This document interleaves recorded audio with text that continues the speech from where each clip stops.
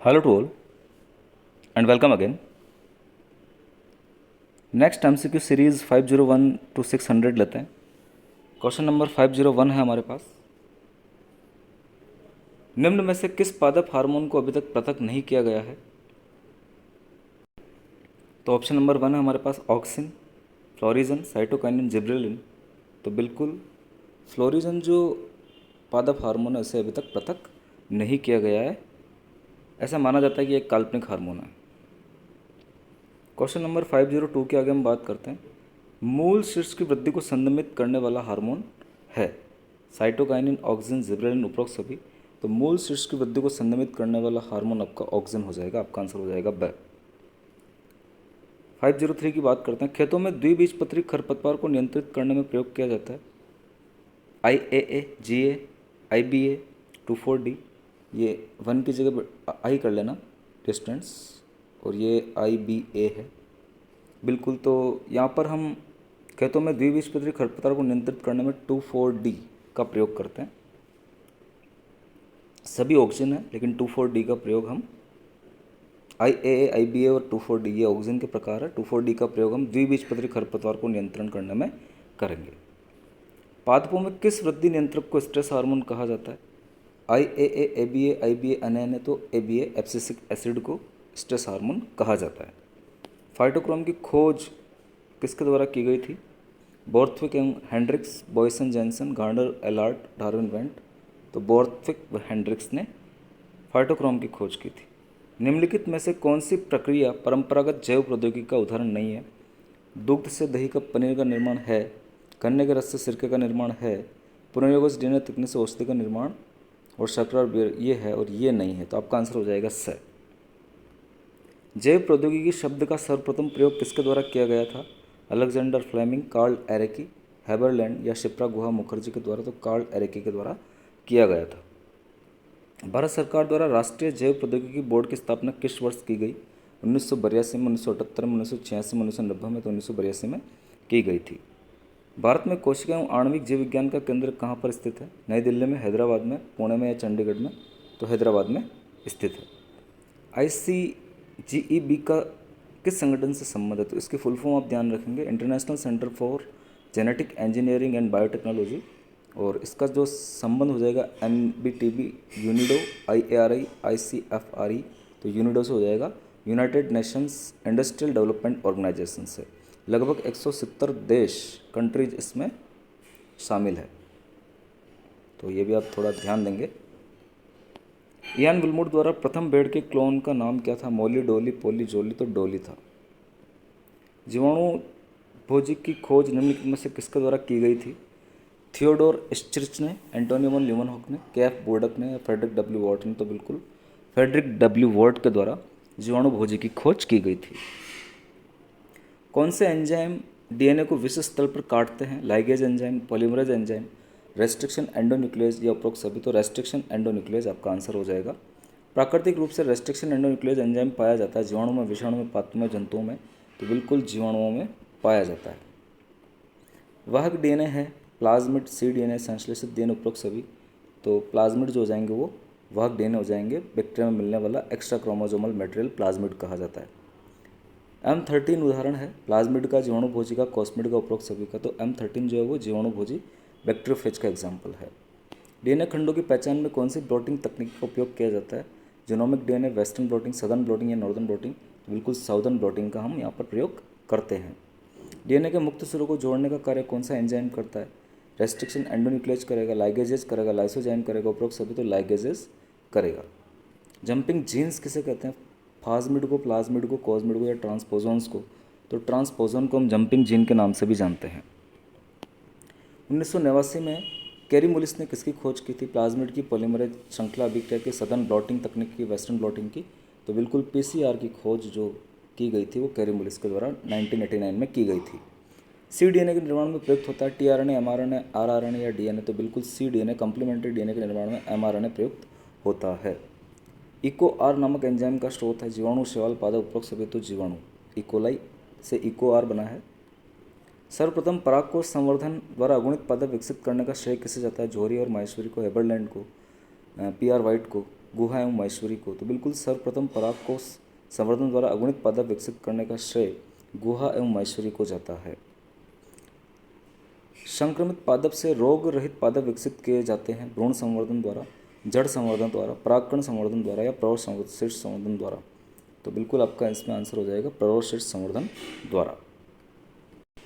Next question number 5 देखते हैं। पादप उत्तक संवर्धन का जनक कहलाते हैं Robert Hooke, Haberlandt, Stewart, coking? तो बिल्कुल हेबरलैंड कहलाएंगे। आपका आंसर हो जाएगा ब। TI plasmid, tumour inducing plasmid किस में पाया जाता है? एग्रोबैक्टीरियम ट्यूमिफेशंस में, राइजोजेंस में, ई कोलाई में, बैसिलस thuringiensis में? तो बिल्कुल एग्रोबैक्टीरियम ट्यूमिफेशंस में मिलेगा। एग्रोबैक्टीरियम राइजोजेंस में नहीं, ई कोलाई में नहीं, बैसिलस thuringiensis में नहीं। पादप कोशिका भित्ति के एंजाइमी अपघटन से प्रोटोप्लास्ट प्राप्त करने का श्रेय जाता है मोरासिगे को, बाल को, डब्ल्यू वेंट को, इसी कोकिंग को? तो इसी कोकिंग को जाता है। त्रिगुणित पादप संवर्धन हेतु निम्नलिखित में से कौन सा कर्तोत्तक प्रयुक्त किया जाता है? प्ररोहतंत्र, भ्रूण, भ्रूणपोष, परागकोश? त्रिगुणित आया है तो बिल्कुल हम भ्रूणपोष का यहाँ पर इस्तेमाल करेंगे। एंडोस्पर्म का इस्तेमाल यहाँ पर किया जाएगा। पादपों में अप्रत्यक्ष जीन स्थानांतरण किसके द्वारा किया जाता है? जीनगन, विद्युत छिदन द्वारा, सूक्ष्म इंजेक्शन द्वारा, एग्रोबैक्टीरियम के द्वारा? तो अप्रत्यक्ष जीन स्थानांतरण एग्रोबैक्टीरियम ट्यूमिफेशंस के द्वारा किया जाएगा। कीट प्रतिरोधी बीटी जीन निम्नलिखित में से किसमें पाया जाता है? बैसिलस thuringiensis, बैसिलस सबटिलिस, एंथेसिस सेट्राई? तो बिल्कुल बीटी जीन जो है वो बैसिलस thuringiensis में पाया जाएगा। वह आपका आंसर हो जाएगा। गोल्डन राइस में निम्नलिखित में से किसकी पूर्ति हेतु जीन स्थानांतरित किया गया है? तो गोल्डन राइस में A B, vitamin A C D B, तो विटामिन ए का आप नाम ध्यान रखेंगे। फ्लेवर सेवर टमाटर की विशेषता होती है सूखा रोधी है ये, उच्च लवण सांद्रता प्रतिरोधी है, कठोर फल भित्ति होती है, उपरोक्त सभी। तो फ्लेवर सेवर की हम बात करें तो यहाँ पर आप आंसर लगा लेंगे कि इसकी शेल्फ लाइफ जो होती है वो ज़्यादा होती है, तो कठोर फल भित्ति यहाँ पर पाई जाएगी। बीटी जीन युक्त कपास कहलाती है aseptic cotton, Romil cotton, golden cotton या किलर कॉटन? तो बिल्कुल आपका आंसर यहाँ पर हो जाएगा किलर कॉटन कहलाती है। मानव की मूलभूत आवश्यकताएं हैं रोटी, कपड़ा और मकान? तो उपयुक्त सभी आपका आंसर हो जाएगा। मसालों वाले पादपों को माना जाता है खाद्य पादप, सखाद्य पादप, औषधि पादप, चवन्नी पादप? तो बिल्कुल सखाद्य पादप इन्हें कहा जाता है। किस पादप में वसीय तेल नहीं मिलता है? सरसों, नारियल, गुलाब, सूरजमुखी? तो गुलाब आपका आंसर हो जाएगा। इसे आप द ऑप्शन कर लेना, मैंने द का ऑप्शन शायद ऊपर नीचे हो गया है, तो आपका सही आंसर जो हो जाएगा वो द वाला हो जाएगा, गुलाब हो जाएगा कुल मिला के। किस पादप से रेशे तथा वसीय तेल दोनों ही प्राप्त होते हैं? नारियल से प्राप्त होंगे, कपास से भी प्राप्त होंगे, अलसी से भी होंगे? तो आपका आंसर हो जाएगा उपरोक्त सभी। तीव्र गंध वाला एलिल आइसोथायोसाइनेट किस पादप के तेल में पाया जाता है? सोयाबीन, सरसों, अरंडी, मूंगफली? तो सरसों के तेल में पाया जाता है। भ्रूणपोष से तेल किस पादप से मिलता है? तो भ्रूणपोष से तेल सूरजमुखी, नारियल, ऑयल पाम, मूंगफली? तो नारियल से मिलेगा। पूंज पादप के किस अंग से प्राप्त होती है? पूंज की जगह मूंज कर लेना इसे। मूंज जो है वो पादप के किस अंग से प्राप्त होती है? पर्णों से, तने से, मूलों से, बीजों से? तो पर्णों से प्राप्त होती है। क्रोटोलेरिया जंसिया से प्राप्त रेशा क्या कहलाता है? कपास, कोयर, सन व जूट? तो सन कहलाएगा, सन हेम्प। लौंग पौधे का कौन सा अंग है? पुष्प कलिकाएं, बीज, फल? उपरोक्त में से कोई नहीं, तो पुष्प कलिकाएं है। लाल मिर्च को तीखापन जिस यौगिक के कारण है वह है? करकुमिन, कैथेप्सिन, थाइमोल, एनीथोल? तो बिल्कुल कैथेप्सिन आप यहाँ पर याद कर लेंगे, लाल मिर्च का तीखापन। डिस्टेंस देखिए, कुछ चीज़ें यहाँ पर जो आरबीसी की ओल्ड बुक में दे रखी है हमारे biological welfare of human beings के अंदर, तो उनसे भी मैंने क्वेश्चन लिए हैं।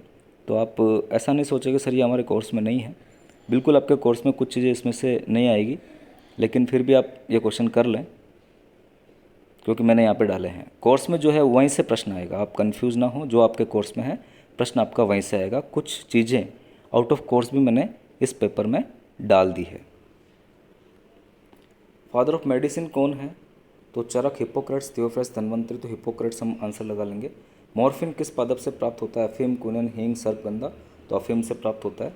सरसों के तेल की तीखी गंध किस पदार्थ की उपस्थिति के कारण होती है? तो पहले ये प्रश्न अलग भाषा में था, अलग पॉइंट ऑफ व्यू से पूछा गया था। तो जो सरसों का तेल है उसकी तीखी गंध एलिल आइसोथायोसाइनेट की वजह से होती है। डायरेक्ट आप आंसर लगा लेंगे, अच्छा प्रश्न है। जैव उर्वरक के रूप में प्रयुक्त होने वाला शैवाल है क्लेडोफोरा, नॉस्टॉक, स्पाइरोगायरा? उपरोक्त सभी? तो नॉस्टॉक इस्तेमाल किया जाता है। नेक्स्ट क्वेश्चन है लेग्यूम पादपों के मूल ग्रंथियों में पाए जाने वाला जीवाणु है, तो इसका आंसर आप डायरेक्ट लगा सकते हैं, राइजोबियम हो जाएगा। हेट्रोसिस्ट निम्न में से किससे संबंधित रखेगी? जीवाणु, विषाणु, राइजोबियम, नॉनस्टॉक। तो नॉनस्टॉक में हेट्रोसिस्ट पाई जाती है जो कि नाइट्रोजन फिक्सेशन का काम करती है। कौन सा जीवाणु वायुमंडल के मुक्त नाइट्रोजन का उपयोग करता है? Rhizobium, E coli, Azotobacter. उपरोक्त सभी तो एजोटोबैक्टर करता है। क्वेश्चन नंबर 551 है हमारे पास। निम्न कौन सी विधि प्रतिपालनीय कृषि की विधि नहीं है? मिश्रित कृषि, सघन कृषि, फसल चक्र, जैविक कृषि। तो बिल्कुल आपका आंसर यहाँ पर हो जाएगा सघन कृषि। वे जैविक कारक जिनका उपयोग कीटों, खरपतवारों तथा रोग जनकों को नष्ट करने में किया जाता है क्या कहलाते हैं? तो जैवनाशी, रासायनिक उर्वरक, रासायनिक कीटनाशी उपयोग में से कोई नहीं। तो वे जैविक कारक, तो उसे हम जैवनाशी बोल देंगे। जीवाश्म ऊर्जा का उदाहरण है अल्कोहल, गोबर गैस, पेट्रोल, हाइड्रोजन। तो बिल्कुल पेट्रोल हो जाएगा, कोल और पेट्रोल। गोबर गैस में मुख्यतः मिलने वाली गैसें हैं CO2, H2, CH2, H2, CH4, CO2, CO2, SO2। तो CH4, CO2 हो जाएगा। जैविक कारकों से प्राप्त ऊर्जा क्या कहलाती है? जैव ऊर्जा, जैव ईंधन, यांत्रिक ऊर्जा, जैव पदार्थ। तो जैव ऊर्जा कही जाएगी। किस गैस की उपस्थिति की वजह से बायोगैस की क्षमता प्राकृतिक गैस से कम होती है? H2, CH2, CO2, SO2। तो CO2 आपका आंसर हो जाएगा। क्वेश्चन नंबर 557 की बात करते हैं। पेट्रोल में मिलाकर स्वचालित वाहनों में प्रयोग किया जाता है वह रासायनिक पदार्थ है? Ethanol, methanol, propanol, butanol. तो इथेनॉल आपका आंसर हो जाएगा। मानव की त्वचा का विकास होता है मेजोडर्म से, एक्टोडर्म से, एक्टो मेजोडर्म से, एक्टोडर्म एंडोडर्म से। तो एक्टो मेजोडर्म से होता है। मानव की त्वचा से सबसे बाहरी परत क्या कहलाती है? Stratum corneum. डायरेक्ट हम याद करें तो हिंदी में किर्ण, कणी, शूल व स्वच्छ स्तर। तो किर्ण स्तर कहलाती है स्ट्रेटम कॉर्नियम, आप इसे याद करेंगे। एलिडिन नामक पदार्थ पाया जाता है तो कणी स्तर में, शूल स्तर में, किर्ण स्तर में, स्वच्छ स्तर में। तो बिल्कुल स्ट्रेटम ल्यूसिडम में पाया जाएगा, स्ट्रेटम ल्यूसिडम। आप यहाँ पर आंसर लगा लेंगे। केराटोहाइलिन नामक पदार्थ पाया जाता है शूल स्तर, कणी स्तर, अंकुरण स्तर, किर्ण स्तर। तो कण स्तर में स्ट्रेटम ग्रेनुलोसम में मिलता है, स्ट्रेटम ग्रेन्युलोसम आपका आंसर हो जाएगा। अधिचर्म की व्युत्पन्न संरचनाएं होती है नाखून, श्वेत ग्रंथियाँ, तेल ग्रंथियाँ सभी होती है। तेलीय ग्रंथियाँ होती है एपोक्राइन, म्यूरोक्राइन, होलोक्राइन, एक्राइन। तो होलोक्राइन होती है। त्वचा का अवरोधी स्तर कहलाता है किर्ण स्तर, स्वच्छ स्तर, कण स्तर, शूल स्तर। तो बिल्कुल त्वचा का अवरोधी स्तर स्वच्छ स्तर कहलाएगा, स्ट्रेटम ल्यूसिडम आप आंसर लगा लेंगे। श्वेत ग्रंथियाँ होती है एपोक्राइन, म्यूरोक्राइन, एक्राइन। उपरोक्त में से कोई नहीं, तो एक्राइन प्रकार की होती है। रोम में वर्णक कण पाए जाते हैं वल्कुट स्तर में, क्यूटिकल में, मेडुला में। उपरोक्त समय तो वल्कुट स्तर में। क्वेश्चन नंबर 567 है त्वचा के नीचे पाया जाने वाला वस्य स्तर सहायक होता है त्वचा को सुडौल बनाने में, तापरोधी स्तर बनाने में, खाद्य संग्रह में। उपरोक्त समय तो तापरोधी स्तर बनाने में। क्वेश्चन नंबर 568 की बात करते हैं। रेनिन का स्त्राव कहाँ से होता है? यकृत, वेदांत, आमाशय, मलाशय। तो आमाशय। अग्नाशय रस होता है अम्लीय, क्षारीय, उदासीन। उपरोक्त में से कोई नहीं, तो क्षारीय होता है। कुफर कोशिकाएं कहाँ पाई जाती है? अग्नाशय में, छोटी आंत में, बड़ी आंत में, यकृत में। तो यकृत में पाई जाती है। अमाइलेज विकर किस पर कार्य करता है? प्रोटीन, कार्बोहाइड्रेट, वसा अम्ल। वसा तो कार्बोहाइड्रेट पर काम करता है। सलाइवरी अमाइलेज, टाइलिन जो हमारी लार में मिलता है, और पैनक्रेटिक अमाइलेज भी होता है। निष्क्रिय पेप्सिनोजन सक्रिय पेप्सिन में बदल जाता है। तो निष्क्रिय पेप्सिनोजन को सक्रिय पेप्सिन में चेंज करने का काम टाइलिन का होता है, HCl का, पित्रस का, रेनिन का। तो HCl का होता है, हाइड्रोक्लोरिक एसिड का होता है। मनुष्य में कितनी लार ग्रंथियाँ मिलती है? 5 जोड़ी, 2 जोड़ी, 4 जोड़ी, 3 जोड़ी। तो 3 जोड़ी मिलती है। यकृत कोशिकाएं बनाती है पित्त, ट्रिप्सिन, अमाइलोप्सिन, लाइपेज। तो पित्त बनाती है। लैंगरहैंस की दीपिकाएं कहाँ मिलती है? अग्नाशय में, छोटी आंत में, बड़ी आंत में, यकृत में। तो अग्नाशय में मिलती है। लाल रुधिर कणिकाओं के परिपक्वन को प्रेरित करने वाला विटामिन कौन सा है? D, A, B, B12। तो विटामिन B12 आप आंसर लगा लेंगे। साइनोकोबालामिन, कोबाल्ट इसमें पाया जाता है। आहरनाल का वह भाग जिसमें रसांकुर पाए जाते हैं? आमाशय, आंत्र, ग्रसिका, मलाशय। तो बिल्कुल आपका आंत्र हो जाएगा, रसांकुर। इसमें मिलेंगे विलाई। श्वसन में प्रयुक्त ऊर्जा है भौतिक ऊर्जा, रासायनिक ऊर्जा, गतिज ऊर्जा, विद्युत ऊर्जा। तो रासायनिक ऊर्जा आपका आंसर हो जाएगा। वायु ग्रहण करते समय तनुपट होता है तिरछा, गुंबदाकार, सामान्य, चपटा। तो बिल्कुल फ्लैट हो जाता है, जो अपना डायफ्राम होता है। निःश्वसन में होता है, निःश्वसन का अर्थ हो गया आपका इंस्पायरेशन। इंस्पायरेशन में जो डायफ्राम है और एक्सटर्नल इंटरकोस्टल मसल्स है वो संकुचित होती है। तो आपका आंसर हो जाएगा ए। उच्च श्वसन या एक्सपायरेशन की हम बात करें तो उसका उल्टा हम कर लेंगे। तनुपट और बाह्य अंतरापरशुक पेशियाँ जो वो शिथिल हो जाएगी, तो आंसर हो जाएगा ब। विश्राम अवस्था में वयस्क की श्वसन दर होती है 20-22, 18-20, 16-20, 14-16, तो 16-20 प्रति मिनट होती है। सामान्य मनुष्य में विश्राम अवस्था में ज्वारीय टाइडल वॉल्यूम यहाँ पर पूछा गया है, तो टाइडल वॉल्यूम लगभग 500 ml के करीब होता है। डायरेक्ट आप याद रखेंगे तो 0.5 लीटर आपका आंसर हो जाएगा। फेफड़ों में श्वास नली की शाखा का अंतिम भाग होता है। श्वसनिकाएँ, वायु कुपिकाएँ, श्वसनिया, वायु कोश, तो वायु कुपिकाएँ आप यहाँ पर आंसर लगा लेंगे एल्वियोलाई। उच्च श्वसन के समय सीटी की आवाज़ आना कौन से रोग की पहचान है? वात स्फीति, अस्थमा, श्वसनीय स्रोत या सिलिकोसिस, तो अस्थमा की पहचान है। खानों कारखानों में कार्य करने वाले श्रमिकों को कौन से रोग होने की संभावना अधिक रहती है? न्यूमोनिया, श्वसनीय स्रोत, वात स्फीति, सिलिकोसिस, तो सिलिकोसिस। फेफड़ों की कुल क्षमता होती है 4600, 3500, 5800, 4300 ml, तो 5800 ml होती है। मानव के हृदय की उत्पत्ति endodermal, ectodermal, mesodermal, endo mesodermal, तो मेसोडर्मल होती है। इससे आपका आंसर हो जाएगा। रक्त एक उत्तक है, एक उत्तक नहीं है, तरल आधात्री उत्तक है, तरल संयोजी उत्तक है, बिल्कुल फ्लूइड कनेक्टिव टिश्यू है आपका रक्त। अधिक ऊंचाई पर मनुष्य के रक्ताणु में होगी संख्या में वृद्धि, आकार में वृद्धि, आकार में कमी, संख्या में कमी, संख्या में वृद्धि होगी। हृदय में संकुचन कहाँ से प्रारंभ होता है? बाएं निलय से, दाएं आलिन से, बाएं आलिन से, या दाएं निलय से, तो दाएं आलिन से प्रारंभ होता है। रक्त का थक्का बनाने में महत्वपूर्ण भूमिका निभाते हैं न्यूट्रोफिल्स, थ्रोम्बोसाइट्स, एरिथ्रोसाइट्स, मोनोसाइट्स, तो बिल्कुल प्लेटलेट्स या थ्रोम्बोसाइट्स महत्वपूर्ण भूमिका निभाएंगे। निलय संकुचन किसके नियंत्रण में होता है? एवियन, पुरकिंजे तंतु, एसएन, पेपिलरी पेशियाँ, तो बिल्कुल साइनो एट्रियल नोड के संपर्क में नियंत्रण में होता है निलय संकुचन। रुधिर स्कंदन के लिए आवश्यक आयन है K+, Na+, Fe2+, calcium ion, तो बिल्कुल कैल्शियम आयन आप आंसर लगा लेंगे। लसिका कार्य करता है मस्तिष्क को O2 देना, CO2 का परिवहन करवाना, लसिका ग्रंथि को श्वेताणु वापस करना, रुधिर को अंतराली तरल वापस देना, तो बिल्कुल रुधिर को जो इंटरस्टिशियल फ्लूइड है वो वापस देना इसका काम हो जाएगा। स्वस्थ मनुष्य का रक्तचाप सामान्यतः होता है 120/80, बिल्कुल 120/80 आप लगा लेंगे। मानव में मुख्य उत्सर्जी पदार्थ होते हैं यूरिक अम्ल, अमोनिया, यूरिया, एमिनम, तो यूरिया। मनुष्य मुझसे यूरियोटेलिक होता है। मानव का मुख्य उत्सर्जी अंग है फेफड़े, वृक्क, त्वचा, यकृत, तो वृक्क। हेनले के लूप में होता है मूत्र, यूरिया, रुधिर या ग्लोमेरुलर निस्पंद, तो बिल्कुल ग्लोमेरुलर निस्पंद या ग्लोमेरुलर फिल्ट्रेट हेनले के लूप में होता है। बर्टीनी के वृक्क स्तंभ का संबंध किससे है निम्न में से? तो आपका आंसर हो जाएगा वृक्क से, मूत्राशय से, यकृत से, तो आंसर हो जाएगा बर्टीनी के वृक्क स्तंभ वृक्क में पाए जाते हैं। तो डिस्टेंस इस प्रकार से आपकी ये 100 क्वेश्चनों की सीरीज़ पूरी हो जाती है। Thank you very much.